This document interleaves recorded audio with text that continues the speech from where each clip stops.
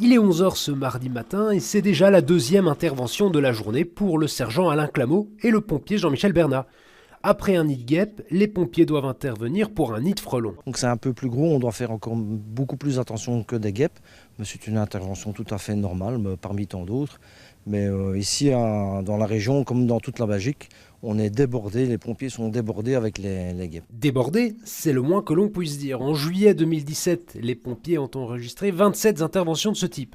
En juillet 2018, c'est 10 fois plus, sans compter les interventions d'entreprises privées. Arrivé sur place, la combinaison est indispensable. On colmate aussi les petits trous, histoire qu'aucune d'entre elles ne se faufile dans le pantalon. Dans cette habitation, les bestioles ont pris place dans une brèche de la corniche. On s'est dit, un frelon, 2 frelons, on ne savait même pas ce que c'était.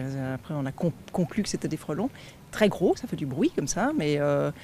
Et puis, ça a commencé à rentrer dans la maison le soir, avec la lumière. Attiré par la lumière, complètement excité autour des lumières. Donc, au moment d'aller se coucher, on en trouve 1 dans la chambre, 2 dans la chambre. Donc, ça commençait à devenir embêtant, oui. C'est ensuite la poudre insecticide qui prend le relais. Mais après ça, il faut encore un peu attendre pour que les frelons tombent comme des mouches. Il faut 3 jours. Et si au bout d'une semaine, il y a encore une activité dans le nid, alors on rappelle, les gens rappellent et on revient. Et là, l'intervention est gratuite. Coût total de l'opération, 163 €. Ici, on partagera les frais entre voisins.